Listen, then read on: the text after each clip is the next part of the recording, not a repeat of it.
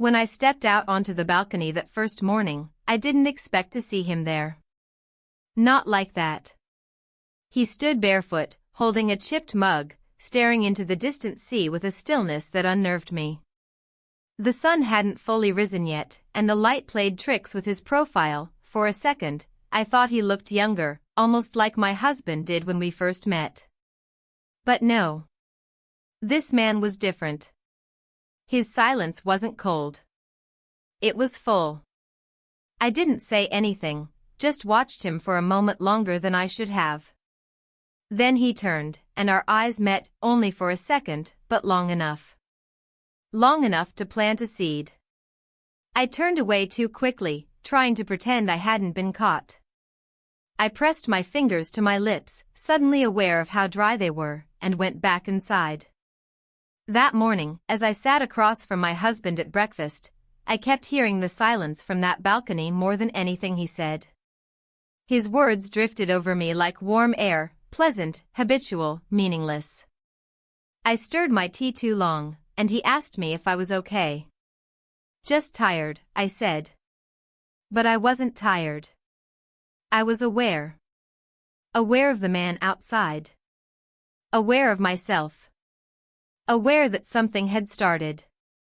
I didn't know yet what it would become. But I felt it, the shift. That moment on the balcony was the first thread pulled loose in a carefully woven fabric. And even if I had wanted to, I couldn't unpull it. Because 3 days later, I would do something I never thought I was capable of doing. And I'm ready now to tell you exactly how it happened. But before I share what really led to that night, tell me in the comments, have you ever stood on the edge of a decision that changed everything? There's something strangely intimate about driving for hours with someone who barely speaks. My husband and I had made the 12-hour trip from home in almost complete silence, the kind that isn't hostile but simply void. He had the GPS murmuring directions and a podcast playing through the speakers, something about finance or productivity. I didn't listen. I watched the landscape shift outside the window. First highways. Then small towns. Then the sea. I had forgotten how much I missed the sea. We were going to stay with his family, his mother, his brother, and his stepfather. I didn't protest when he suggested it weeks ago. I never did. My life had become a series of quiet agreements. I knew his family well enough. I'd always felt slightly out of place among them, like a guest who had overstayed her welcome but kept being invited back out of politeness. We arrived in the late afternoon. The house was modest but charming, perched on a small hill with faded white walls and a view of the bay. His mother greeted us with warmth. His brother gave me a hug that felt rushed. And then there was his stepfather, standing in the kitchen, drying a glass with a towel, turning around with a smile that was real. Not forced. Not polite. Just present. He said my name with genuine surprise and something else, delight, maybe? I felt it. A small flicker, deep and low. He was older than my husband by at least 15 years, but he carried himself with a casual elegance that made age irrelevant. He offered me a glass of water. His fingers brushed mine. I noticed that. I wish I could say I didn't. That night, we had dinner on the patio. The sun was setting behind the hills, casting everything in gold. His stepfather told stories about when my husband and his brother were young, embarrassing ones, funny ones. I laughed more than I expected. It wasn't just the wine. It was the way he looked at me when he reached the punchline, like I was in on something private. I felt seen in a way I hadn't felt in years. Later, when we got ready for bed, my husband brushed his teeth while scrolling on his phone. I folded my clothes neatly and placed them on the chair. The routine was familiar, automatic. He got into bed before me and turned on a sports video with the volume low. I lay down beside him and stared at the ceiling. My body was there, but my mind was on the patio, in the fading light, with the sound of that man's laugh still echoing somewhere inside me. The next morning, I woke early, earlier than anyone else. I stepped out onto the balcony to breathe in the ocean air. And there he was. Standing just like I described. Mug in hand. Looking like a man who had made peace with silence. We didn't speak then. But something passed between us, a stillness, or maybe a recognition. It was brief, but it was enough to rattle something loose. Throughout that day, I tried to push it away. I helped in the kitchen, made small talk, tried to act natural. But I felt different. Like I was half a step out of sync with everyone else. My husband had plans with his brother that day. Golf, or maybe a hike, I wasn't listening. He kissed the top of my head on the way out. His lips were dry. There was no eye contact. I stayed behind. His mother went to meet friends. His stepfather offered to take me to the local market, said I might enjoy the walk. I said yes without hesitation. I told myself it was just curiosity. Nothing more. We walked side by side down the hill into the village. It was quiet, peaceful. He talked about the town, the changes, the stories. I listened, and I watched the way his hands moved when he spoke. I liked his hands. Strong, careful. He bought tomatoes from a woman who knew his name and gave me a free orange with a wink. He laughed. I laughed. We stopped at a bakery. He insisted I try something local. It was too sweet, but I said it was perfect. At one point, while crossing a narrow alley crowded with baskets of spices and rugs, he reached back and took my hand to guide me. It was brief. A second. Maybe less. But I noticed how he didn't let go immediately. On the way back, we walked slower. I realized I wasn't in a hurry to return. The air was heavy with summer, the kind that presses against your skin and slows your steps. When we reached the house, I thanked him. He looked at me for a moment too long before nodding. That night, as I lay in bed next to my husband, I stared at the ceiling again. But this time, I wasn't thinking of the laugh. I was thinking of his hand, how naturally it had found mine. How wrong it was. And how right it felt. I turned to face the wall and closed my eyes. But sleep didn't come. The house felt quieter that morning, although I knew it wasn't. The usual sounds drifted in through the open windows, dishes clinking in the kitchen, someone laughing downstairs, the faint hum of a conversation between his mother and brother. Yet everything seemed muted, like someone had placed a thin film between me and the world. I was moving through it, but I wasn't really in it. My husband had already left for the day. He was going to a nearby golf course with his brother, a plan I barely acknowledged when he mentioned it over breakfast. I nodded, smiled faintly, and wished them a good game. He didn't notice how distracted I was. Or if he did, he chose not to ask. I lingered upstairs, folding a shirt that didn't need folding, brushing my hair for longer than necessary. When I finally stepped outside, he was waiting near the garden gate, holding a canvas shopping bag and 2 sets of sunglasses, his and, apparently, mine. "Thought you might want to come with me," he said. Just that. No expectation, no pressure. Only an invitation. I said yes. The walk to the village felt shorter this time, though we didn't hurry. The sky was a little overcast, and a breeze rolled in from the sea, cutting the humidity. I welcomed it. We moved easily beside each other, like 2 people who'd done this 100 times, though in truth, it was only the second. The market was fuller today. Baskets of apricots, bright yellow lemons, honey jars glinting in the light, everything looked richer, more vivid. He greeted people as he passed, joking in that casual, unhurried way of someone who didn't care to impress but somehow always did. I watched how people responded to him.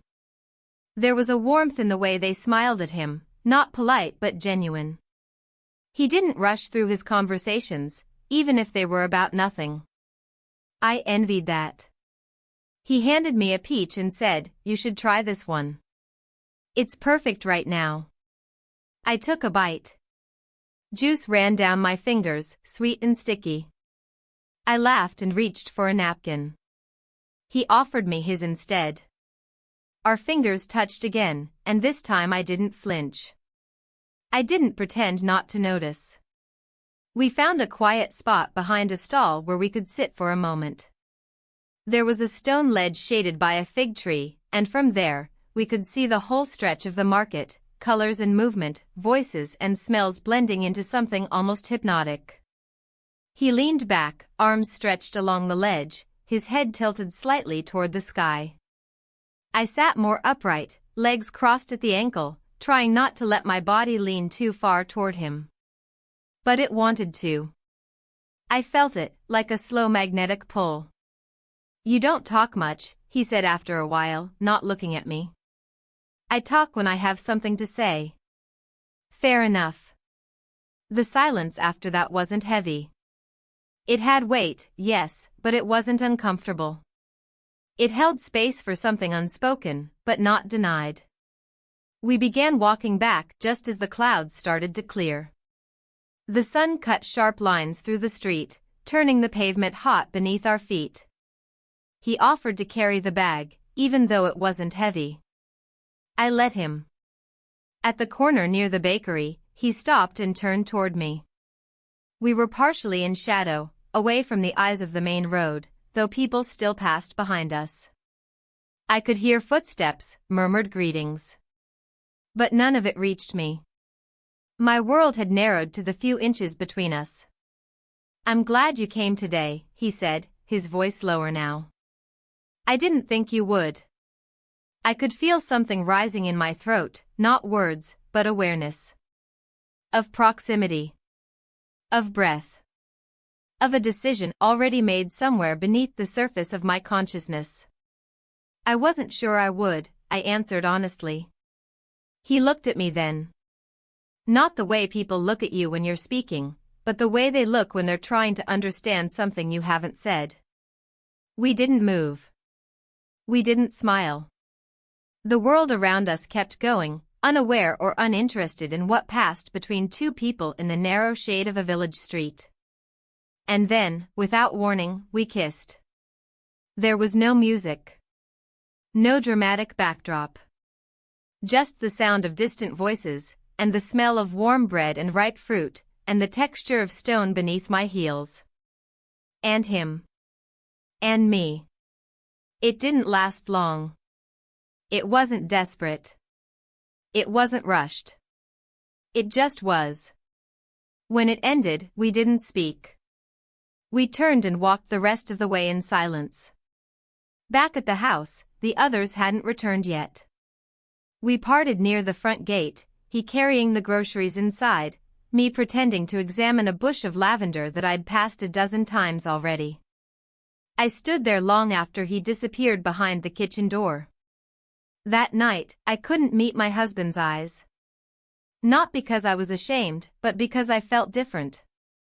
Not guilty. Not afraid. Just changed. We watched something on television.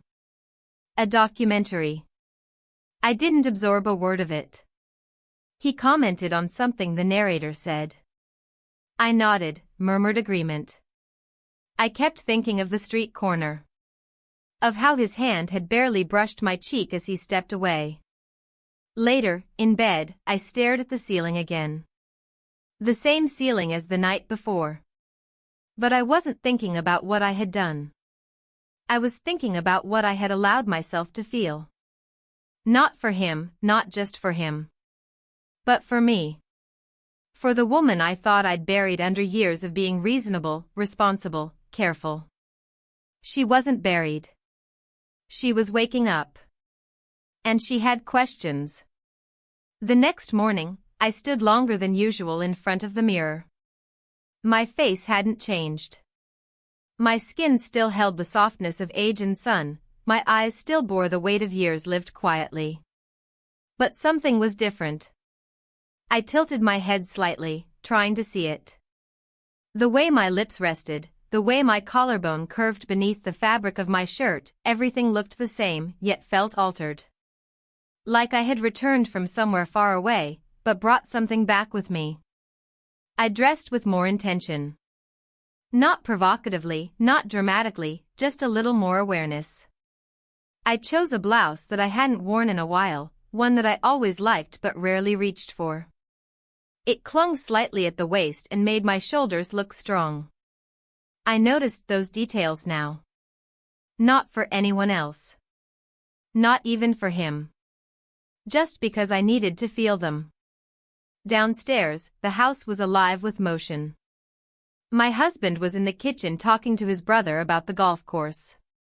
They were laughing, arguing mildly about scorecards and swings. His mother was watering the potted plants by the window. Everything seemed normal, and that normalcy only made my detachment more visible to me. I wasn't angry. I wasn't bitter. I was just elsewhere. He was sitting outside under the lemon tree, a book in his lap, his reading glasses low on his nose. He looked up as I stepped into the sunlight, and our eyes met just long enough. Not too long. Not enough to raise questions. Just long enough to remember. We didn't speak. There was no need to. Words at that point would have felt like trying to contain something that didn't want to be explained. I walked past him, down the steps toward the gravel path that led to the water. The sea was quieter that day. Less wind, calmer waves. I found a flat rock near the edge and sat down, knees pulled up, arms wrapped loosely around them. It was the first time in a long time I sat with nothing to do and nowhere to be. I wasn't waiting for someone to ask me something or hand me a list or need a meal. I wasn't performing. I was simply sitting. Behind me, footsteps approached, slow and steady. He didn't ask if he could join me. He didn't need to. He sat a few feet away, close enough to be felt but far enough to leave space. We stayed like that for several minutes, letting the sound of the tide and the warmth of the late morning sun fill the silence. I won't apologize for yesterday, he said, finally. He said it quietly, not defensively, just plainly. I nodded, though I wasn't sure if he saw. I didn't need an apology. I wasn't hurt. I wasn't confused. What I felt was far more difficult to name, a kind of slow awakening that didn't ask for permission or explanation. I'm not asking you to, I replied, almost to myself. The conversation didn't continue. It didn't need to. Everything else lived in the space between us, the tension, the clarity, the weight of choices not yet made. Later that afternoon, my husband suggested we drive into town together for dinner. I agreed, grateful for the chance to do something just the two of us. Maybe I wanted to see if I still could, still be present, still feel something other than the distance that had crept in and taken root. We sat in a quiet restaurant by the harbor. The food was simple, fresh. He talked about our son's job, about a neighbor's garden back home. I nodded, asked questions, smiled when expected. It wasn't forced. But it wasn't complete either. I watched his hands when he cut his food. I remembered when those hands felt like the world to me. When they held promise, not repetition.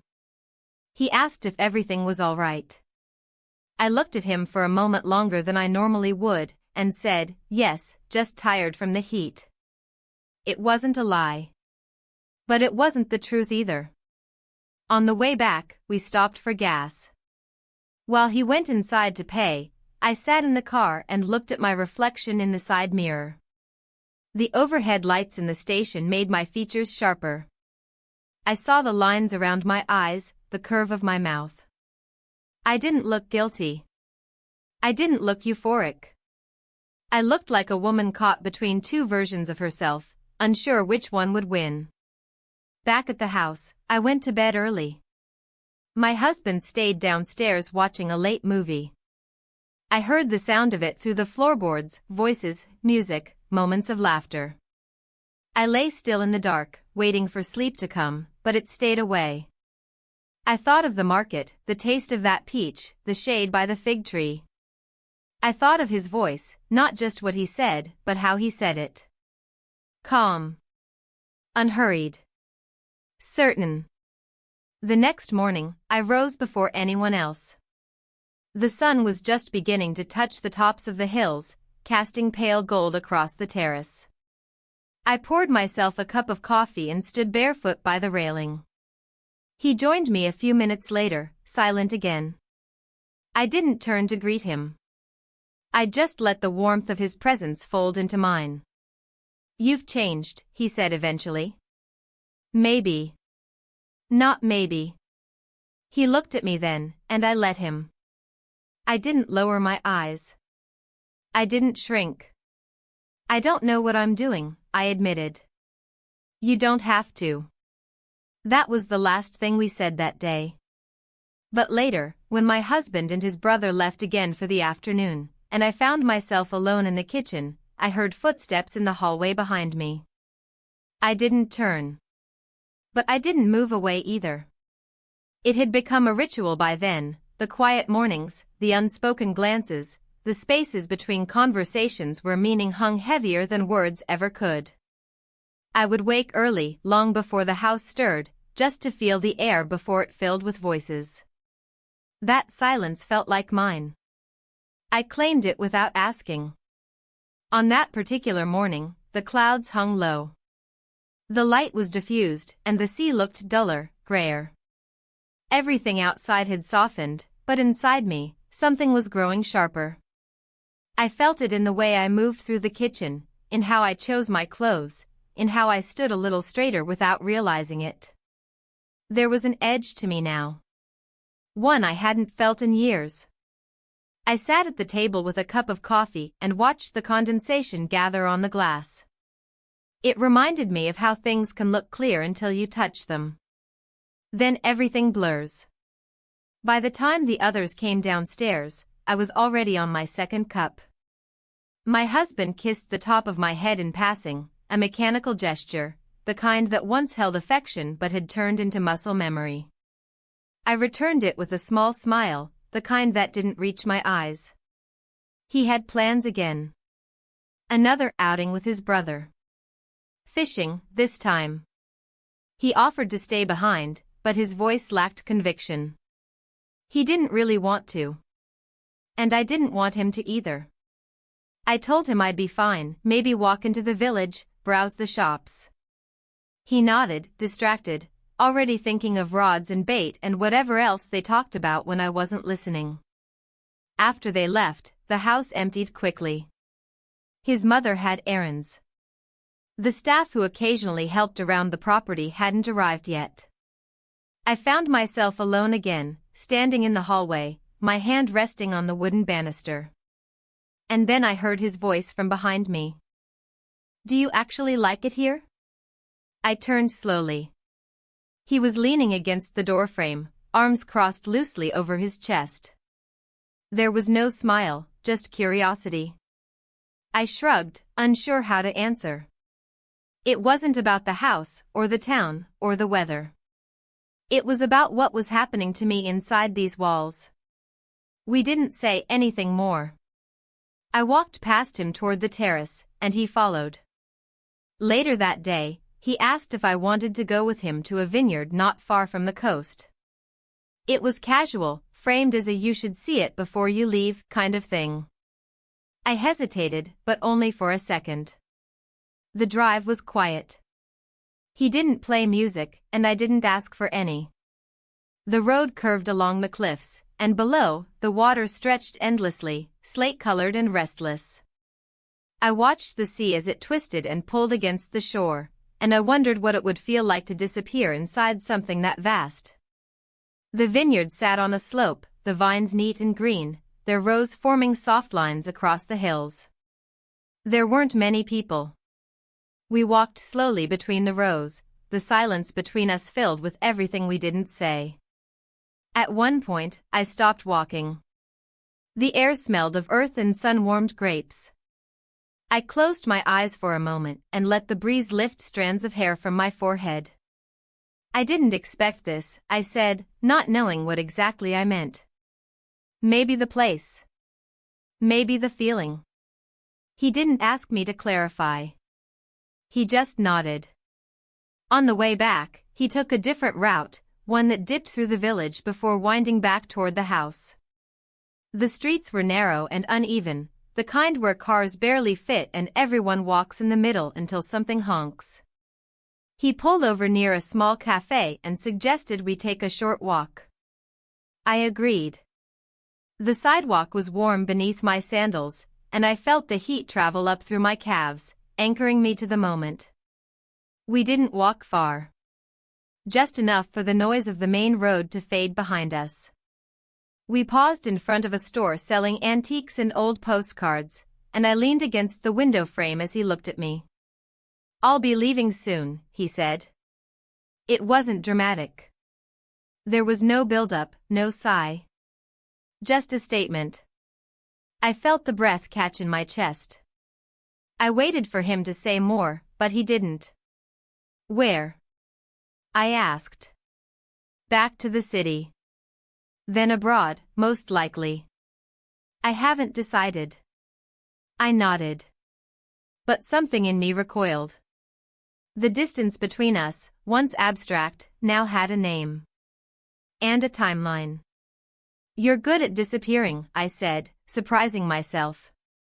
"Only when I have to," he replied. We stood there for another few minutes. People passed. No one looked at us twice.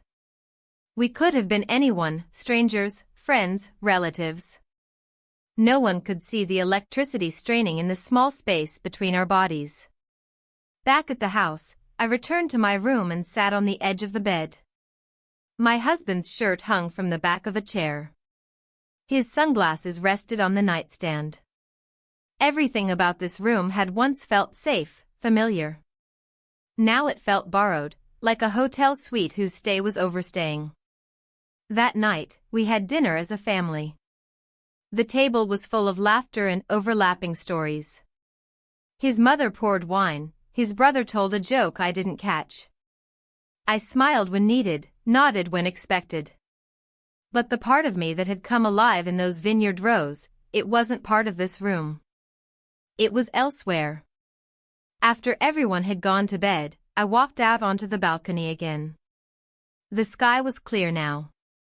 Stars scattered like spilled salt across black velvet. I wrapped a shawl around my shoulders, more out of comfort than cold. He was there, leaning on the railing, looking up. We didn't speak. Not a word. We just stood side by side, listening to the silence, watching the night. And in that stillness, I knew his departure wouldn't just take him away. It would take something from me too. Something I wasn't ready to give up. Not yet. The day started slowly, with a heaviness in the air that made everything feel suspended. The sky was a pale white, clouded but not threatening, as though even the weather couldn't decide what it wanted to be. I sat on the edge of the terrace wall, legs crossed at the ankle, cradling a lukewarm cup of tea. My husband had gone off early with his brother again, talking about boats and repairs over breakfast. I had barely listened. I wasn't angry at him. That was the strange part. I didn't resent him for his distance, his detachment, his focus on things I no longer understood. He had always been this way, even when we first met. What had changed wasn't him. It was me. I felt like I had spent years living with the volume turned down, walking through the days in a kind of hush, where nothing hurt but nothing stirred either. But something had begun to stir now. Not loudly. Not suddenly. But undeniably. He found me later in the garden, kneeling by the rosemary bush, pulling at weeds that didn't need pulling. I had gone outside to clear my head and found myself cleaning instead. It was a habit I had never grown out of, fix something small when you can't fix something big. He said nothing at first. Just stood beside me with his hands in his pockets, looking toward the sea. I didn't look up. I need to get out of the house, I said eventually, standing and brushing dirt from my hands. Would you mind driving me into town? He didn't hesitate. Of course. We didn't talk on the way. The car windows were down, letting in salt air and the scent of something citrus from the nearby orchards. My hands rested in my lap, still holding on to some of the soil from the garden. I didn't bother to brush it away. The town was quieter than usual. Midweek afternoons often were. Shops were open, but there were fewer people. We walked along the narrow streets, occasionally stepping aside for someone with a basket or a bicycle. We stopped at a small bookshop I had seen on our first day but hadn't entered. Inside, the air smelled like paper and cedar. The shelves were uneven, the books arranged with just enough disorder to feel lived in. I wandered toward the back while he spoke with the woman at the counter. She seemed to know him. Everyone here seemed to know him. I ran my fingers over the spines of books in a language I couldn't read but still found comforting. One of them caught my eye, a collection of essays, the title handwritten on the spine in ink. I didn't open it. I didn't need to. When I turned back toward him, he was watching me. Not smiling. Just watching. We left with nothing in our hands. It was never about the books. As we stepped back onto the street, he nodded toward a small cafe on the corner, the same one we had passed days ago. I agreed with a quiet okay, and we walked the short distance without speaking. We sat in a shaded corner, the table cool beneath our arms. He ordered espresso, I asked for tea. The server, a young man with dark curls and an easy smile, brought them quickly, placing the cups down with a rhythm that said he had done this 1,000 times. We sipped in silence. The sounds of the town carried around us, plates clinking, birds calling, a scooter in the distance. Then he said, I leave the day after tomorrow. It wasn't a surprise. He had told me before. But hearing it again, spoken aloud in daylight, made it real. Made it solid. I nodded, staring at the swirl of leaves in my tea. I wasn't sure if I should tell you again, he continued. But I didn't want to leave without saying it clearly. I didn't respond. I didn't trust myself to. He reached into his pocket and placed something on the table. A postcard. Blank. Except for the name of the vineyard we had visited and a date written in the corner. I stared at it. It's yours, he said simply. I didn't ask why. I didn't ask what it meant. I just slid it into my bag and looked away. We walked back to the car slower than before. The heat had settled now, not oppressive but persistent. I could feel it on the back of my neck, in the space between my shoulder blades. The ride home was quiet again. He drove without music, without small talk. I watched the road bend and twist, familiar now, but still unpredictable. When we pulled into the driveway, neither of us moved to get out immediately. I unbuckled my seatbelt and turned slightly toward him. He looked straight ahead, one hand still on the wheel. We kissed, I said quietly. He turned to me, meeting my eyes. Yes, he replied. I opened the car door and stepped out, not waiting for anything more. Back in my room, I took a long shower. Not to wash anything away, but to feel the water run over me. To feel something elemental. The tile beneath my feet was cold, and the glass fogged quickly. I stood there until the warmth faded. I changed clothes, sat on the edge of the bed, and pulled the postcard from my bag. I stared at it for a long time before placing it between the pages of a book I hadn't finished. That evening, my husband returned late. He smelled like salt and sweat, sunburn beginning to creep across his neck. He kissed me on the cheek and asked if I had a good day. It was quiet, I said. He nodded and disappeared into the bathroom. Later, as we got into bed, he reached for my hand. I let him. His palm was warm, calloused. Familiar. I closed my eyes and waited for sleep. It didn't come quickly. It never did anymore. The morning after felt like the calm before something I couldn't name. The air was heavier, as if holding a breath it hadn't yet decided to release. I stayed in bed longer than usual, listening to the distant sound of footsteps in the hallway and the occasional clink of dishes downstairs. The house was awake, but I wasn't ready to step into its rhythms yet. Eventually, I rose and moved through my morning like someone walking through a memory, absent, automatic, careful.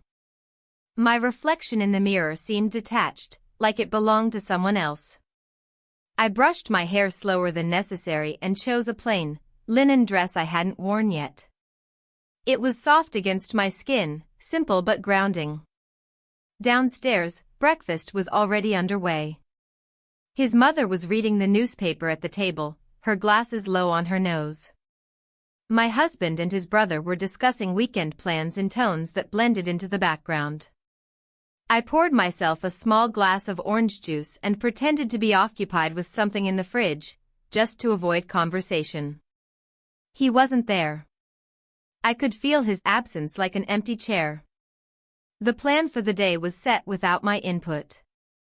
The family was heading to a nearby town to visit an old family friend, someone I had met once years ago and barely remembered. My husband asked if I wanted to come. I said no. I told him I needed rest, maybe some time to read or walk into the village. He didn't push. He kissed me on the temple, lightly, and left. The door closed behind them, and with it, the weight of being watched disappeared. I was alone. The house grew still, the kind of stillness that could either soothe or suffocate. Today, it soothed. An hour passed. Then another. I stayed by the window, watching the light shift on the floorboards, listening to the wind brush against the shutters. And then I heard it, the sound of tires on gravel. A car pulling in. My body reacted before my thoughts caught up. I stood, smoothing the dress unconsciously, my heart already beating a little faster. When the door opened and I saw him step inside, carrying nothing, I knew this wasn't a visit to deliver or retrieve anything. He had come only for one reason. I didn't speak. I didn't move. I waited. He stood across the room, then slowly crossed to where I stood, near the window. There was nothing left to say. We spent the night together. It wasn't planned. It wasn't rehearsed. It didn't need to be discussed. It simply happened in the space between decisions we'd both already made. Later, after the light had begun to fade, we sat side by side on the bed, neither of us speaking. The room was thick with silence, not the kind that asked for noise, but the kind that asked for truth. I looked down at my hands, then over at him. His face was tired, older in the fading light, but peaceful. I don't regret it, I said, barely above a whisper. He turned to me, nodded once. I didn't think you would. We stayed like that for a long while. Eventually, he stood and pulled his shirt back over his shoulders, buttoning it slowly. He didn't rush. There was no panic, no shame. Just a kind of quiet acceptance. I should go, he said. I nodded. At the door, he hesitated, then turned to look at me. This won't get easier, he said. But it's real. He left, and I stood in the same spot for several minutes, staring at the place where he had just been. I didn't cry. I didn't move. I felt hollow and full at the same time, like something had broken open inside me, and I hadn't yet decided whether it was loss or liberation. I tidied the room slowly, folding the edges of the blanket, straightening the cushions, wiping the already clean surface of the nightstand. Every motion felt necessary, like an anchor. By the time the others returned, I was in the garden, pretending to read. My husband called out when he saw me and walked over with a small bag of pastries. He placed them on the table next to me and kissed the top of my head. "Thought you'd like these," he said. "Your favorite." I smiled and thanked him. I hadn't thought about pastries all day. At dinner, the table was lively. Stories, jokes, the noise of too many voices in a small space. I laughed at the right moments, passed the bread, asked about the drive. It was all so easy, so practiced. No one noticed the slight shift in how I moved, in how I held my fork or glanced at the window every time a breeze moved the curtains.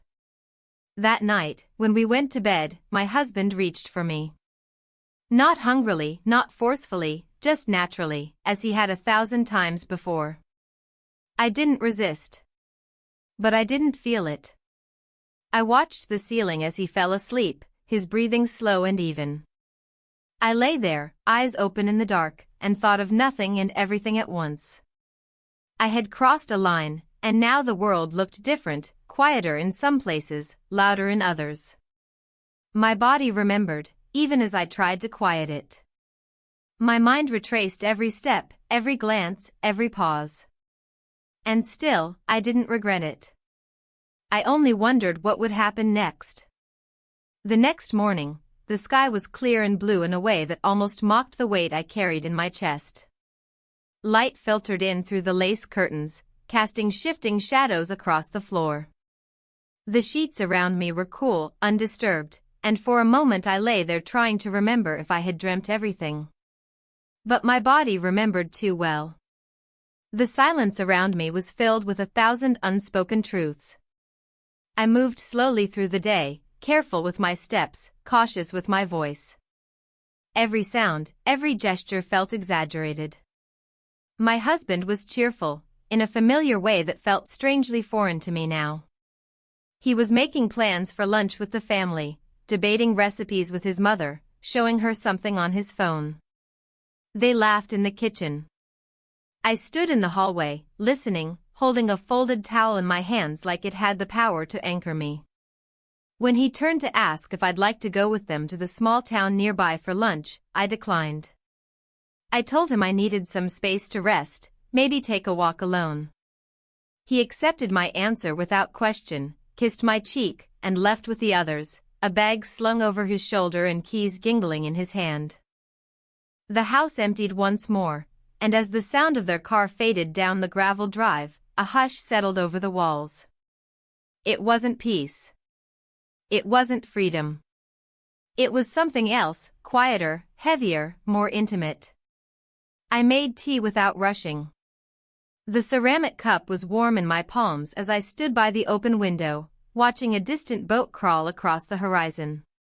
The breeze touched my skin gently. I thought about what it meant to be seen, and what it cost to finally see yourself. He arrived just after midday. I didn't expect him, though maybe I had hoped. He stepped inside as if he belonged there, no hesitation, no pretense. We didn't exchange greetings. We didn't ask questions. We didn't need to. We spent the night together. And this time, there was no room for denial, no veil of hesitation. It was deliberate. Conscious. A step taken with eyes wide open. Afterward, we sat in the living room with the windows wide open, letting in the scent of rosemary and old stone. The shadows had grown long across the floorboards, and the light was the golden kind that only comes just before the sun disappears behind the hill. He sat on the floor, leaning back against the wall, legs stretched out. I sat across from him, knees pulled up, arms wrapped around them. We didn't speak for a long time. The silence was comfortable, but also brimming with everything we didn't want to break apart with words. Eventually, he reached into the inside pocket of his jacket and pulled out a small envelope. It wasn't sealed. He held it out to me without explanation. I hesitated, then took it. Inside was a folded sheet of paper, thick, textured, hand-cut at the edges. I opened it slowly. On it, he had written a list. Just a list. 5 places he had lived. 5 dates. 5 names of cities, none of which I had been to. At the bottom, in smaller handwriting, was a single line: if you ever want to disappear without losing yourself. I read it twice, then looked up. He didn't look at me. His eyes were on the window. "I don't expect anything," he said. "But I needed you to have it." I placed the paper back in the envelope and folded it carefully. I didn't say thank you. I didn't need to. My hands spoke for me. By the time he left, the light outside had turned indigo. I didn't walk him to the door. I stayed seated, my hands folded in my lap, the envelope resting on the windowsill beside me. He didn't look back as he stepped outside. I sat there long after he was gone. That night, when my husband returned, he looked tired. Not weary, just physically worn out in the way people are after a long day under the sun. He brought with him the scent of grilled fish and sea salt, the echo of his brother's laughter, the residue of a day I hadn't been part of. We sat together on the terrace for a while. He told me about a small shop they found with handmade pottery. He described a plate he almost bought. I listened, nodding, smiling at the right moments. I even asked a few questions. It was easy, almost too easy. Later, in bed, he fell asleep quickly. His breathing evened out within minutes. I lay beside him, eyes open, staring at the shadows on the ceiling. My hand rested over my stomach, still. The envelope was tucked inside the drawer of the nightstand. At some point, I turned toward him and studied the curve of his back beneath the blanket. He looked peaceful. Safe. I felt neither. Sleep did not come easily. It hadn't for some time. My thoughts ran in loops, quiet but persistent. Not chaotic, just steady. Like the tide. And I knew then, in a way I hadn't before, that something was ending. Not suddenly. Not dramatically. But inevitably. And something else, still nameless, was beginning. The morning came with a strange stillness. The kind of silence that doesn't feel peaceful, but suspended, like the world was holding its breath and waiting for something to fall into place or fall apart.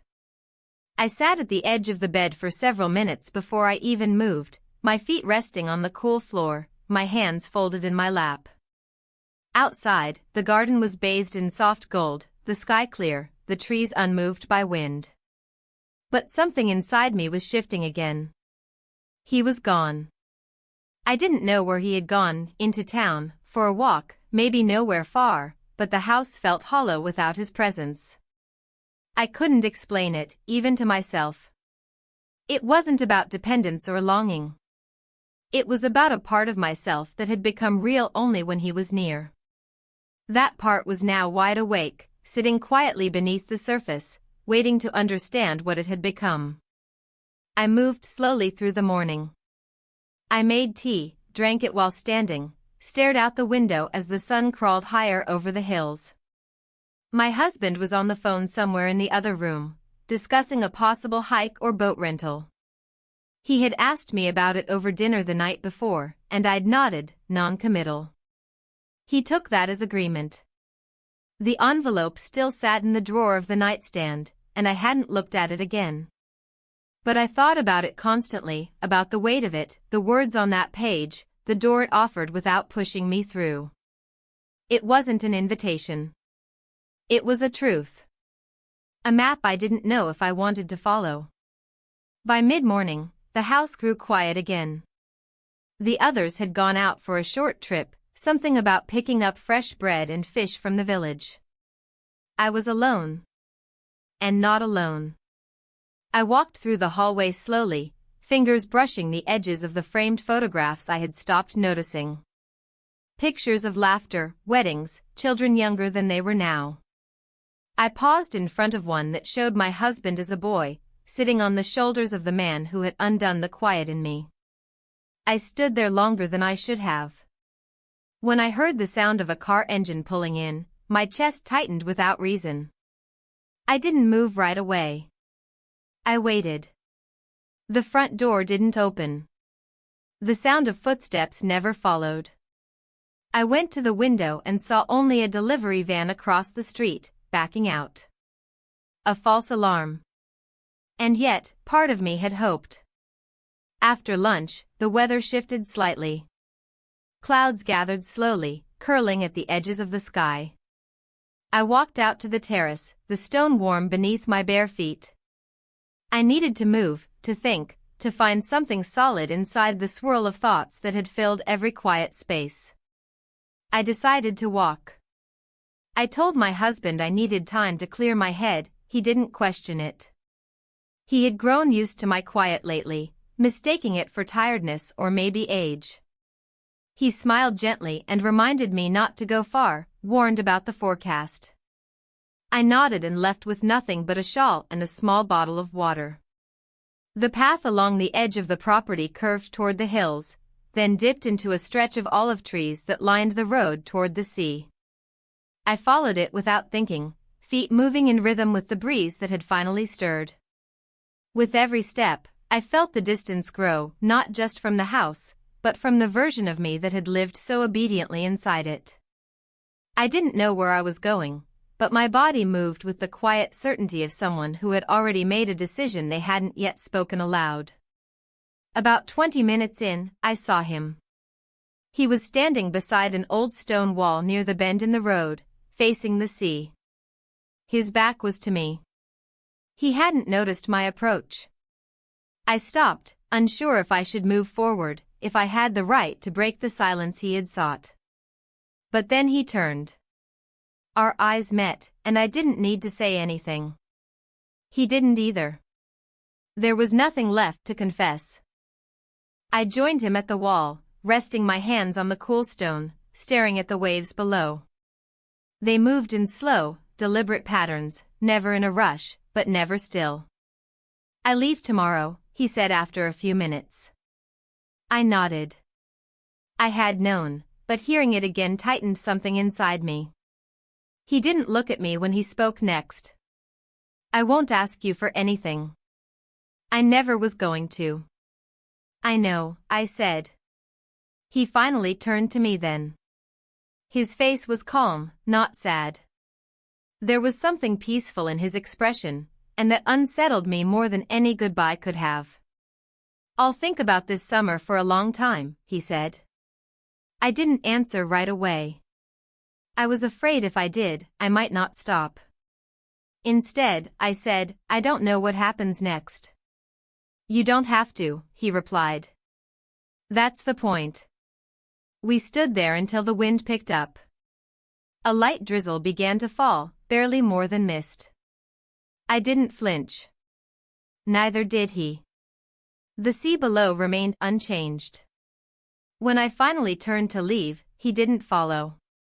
He stayed at the wall, hands in his pockets, gaze fixed forward. I didn't look back. The walk home felt longer, heavier. Every step carried a memory that hadn't yet had time to become one. By the time I reached the house, the drizzle had stopped. The air was thick and still. I stepped inside and went straight to my room. The envelope was still where I had left it. I pulled it from the drawer and ran my fingers along the edge. I didn't open it. I didn't throw it away. I placed it carefully into the lining of my suitcase, tucked between two shirts I had folded at the beginning of the trip. That evening, I sat with my husband on the terrace as the clouds began to part again. He poured us both a glass of wine and spoke about the drive they'd taken. I listened. I smiled. I nodded. I didn't mention the road I had walked, or the man I had stood beside. But in the back of my mind, I knew I had reached a point from which there was no return. And the most terrifying part was that I didn't feel fear. Only clarity. The final full day passed with a stillness that felt unnatural, as if the air itself was reluctant to move forward. I woke early but didn't get out of bed. I lay there, eyes open, watching the soft light trace the ceiling. Every sound outside the room, footsteps, cupboard doors, distant voices, seemed both sharp and distant, like echoes from another life. I knew what day it was. I had counted, not on a calendar, but in quiet, private moments of awareness. I knew what it meant. The house felt different that morning. Not somber, not yet nostalgic, just thinner. The kind of thinness that comes with knowing something is about to end. I moved through the motions of breakfast, choosing not to speak unless spoken to. His mother noticed, I think. She watched me a little longer than usual, but said nothing. My husband was cheerful, distracted with logistics and minor errands he wanted to run before we left the following morning. He asked me if I'd like to help him pack the car later in the day. I said I would. I meant it. After breakfast, I found myself in the small sitting room near the side of the house, the one with tall windows and the cracked ceramic lamp on the corner table. I stood there a long time, looking out toward the hill behind the garden. I didn't expect to see him there, and I didn't. He wasn't coming today. That much was certain. There had been no goodbye, no farewell meeting, no final message. He had said all he meant to say already. And I had taken it in fully, quietly, without needing more. The envelope was still in my suitcase. I hadn't touched it since tucking it away, but its weight was always present. I carried it with me in my breath, in my steps, in every answer I gave that week. I walked into town alone, needing space between my body and the walls that had heard too much. The sky was overcast, the streets quieter than usual. A few locals were setting out chairs for the midday lunch service, their movements unhurried. The scent of fresh bread and citrus oil followed me as I passed. I entered a bookstore, not the one from before, a smaller one, with older books and no background music. The woman at the counter greeted me with a nod, then returned to her own reading. I wandered without purpose, stopping occasionally to lift a book and read a page or two. My mind wasn't on the words. I just needed to stand still in a place that didn't know who I was. Back outside, the clouds had thickened. I returned slowly, taking a longer path that led through olive groves and skirted the back edge of the neighborhood. I paused once near a bench and sat down. There was no one around. Only the breeze, the rustle of leaves, and the faint hum of something unsaid between the trees. I thought about how easily a life could change. Not with drama, but with stillness. Not with grand choices, but with moments of quiet recognition. I hadn't chosen to become someone else. I had simply stopped pretending I was unchanged. Back at the house, the afternoon was already slipping away. My husband called out when I stepped inside, asking if I had time to help with the packing. I joined him in the bedroom, folding clothes, checking drawers, zipping bags. We worked well together, efficiently. Like a team that had been doing this for years. And we had. He asked me if I'd enjoyed the time here. I told him I had. It wasn't a lie. It just wasn't the whole truth. That evening, we sat on the terrace with his mother and brother. Wine was poured. A small meal was shared. They talked about the drive back, the best times to leave, whether to take the coastal road or the faster inland one. I listened, occasionally offering an opinion. I laughed once or twice. But my voice felt slightly out of place, like music played half a beat too late. As the sun began to fall below the horizon, I stood and excused myself quietly. No one questioned it. I walked through the garden toward the back edge of the property, where the grass grew longer and wildflowers bloomed where no one tended them. I stood there a long time, facing the darkening sky, the first stars blinking awake.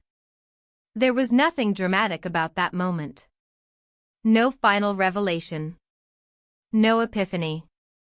Just a simple truth settling into place. I could no longer return to who I had been before this trip. It wasn't because of him. Not entirely. He had been the spark, yes, the unexpected mirror. But the change had come from me, from seeing myself again with clarity I hadn't allowed in years. The next morning, we would leave. We would drive away from this house, down familiar roads, past places I now knew in ways I hadn't expected. My body would carry this trip home like a quiet secret tucked in its limbs. And no one, not even my husband, would know the full weight of what I carried. As the stars multiplied above me, I placed my hands in the pockets of my cardigan and felt the edge of the envelope through the fabric. I didn't pull it out. I didn't need to. I turned and walked back toward the house. The windows glowed with lamplight, silhouettes moving behind the curtains. The sound of distant laughter reached me before I reached the door. I stepped inside and closed it gently behind me. I didn't look back. We left early in the morning, long before the sun had fully risen. The sky was still a dull, pale gray, streaked with the last threads of night. The air smelled of dew and wet stone, and our footsteps echoed louder than they should have in the stillness. I helped carry the bags to the car, stacking them carefully, watching as each item tucked away behind the seats felt like a piece of a world we were folding back into a box. My husband moved with the kind of quiet efficiency that came from years of travel. He double-checked the windows, made sure the refrigerator was cleared, asked his mother about the alarm system. I watched him from the doorway, keys in hand, while she hugged him tightly, whispering something into his ear with a smile. When she turned to me, her hug was softer, gentler, but somehow heavier. Like she knew. Not everything, but enough. His brother waved from the porch, still in a robe, hair messy from sleep. He leaned against the railing and lifted a hand in farewell, and I returned the gesture with a nod and half a smile. It didn't reach my eyes. I knew that. I was too tired to pretend it could. The car ride started quietly. We didn't speak for the first 30 minutes, our minds both tangled in the routines of departure, directions, roads, fuel levels, maps. He turned on a podcast at one point, something about a writer's creative process. I let it play in the background, but I didn't hear a word. Instead, I looked out the window. The landscape rolled by in soft shades of green and gold, with hills folding into valleys and olive trees reaching toward a sky that was gradually brightening. Every curve in the road felt like a boundary being crossed, another small goodbye whispered silently to a place I wasn't ready to leave. When we stopped for coffee just outside the next town, I took my cup and walked a little distance away from the car, standing near the edge of a low stone wall that overlooked a field. The wind moved gently through the grass, and I stood still, letting the paper cup warm my palms. I breathed deeply, trying to memorize the scent of this morning, this sky, this stillness. Behind me, he called out to ask if I was ready to go. I turned, nodded, and followed him back to the car. The rest of the drive passed in pieces. He talked now and then, about traffic, about returning to work, about how nice it had been to get away. I answered when necessary. I even smiled when he mentioned how relaxed I seemed by the end of the trip. "You needed that," he said, glancing at me between turns. I agreed quietly, eyes on the road ahead. At one point, he reached over and took my hand. It was a gentle gesture, familiar, reassuring. I let him hold it. My fingers closed around his slowly. But I felt the difference between warmth and presence. I knew the difference now. We arrived home late in the afternoon. The house looked exactly as we had left it, nothing had changed. The garden was overgrown at the edges, the porch dusty, the hallway stale with air that hadn't moved in weeks. He unlocked the door and held it open for me, and I stepped inside like a guest, unsure of how it would feel to return. Inside, everything was still. Still framed photos on the hallway walls, still the pair of shoes I'd forgotten to put away before we left.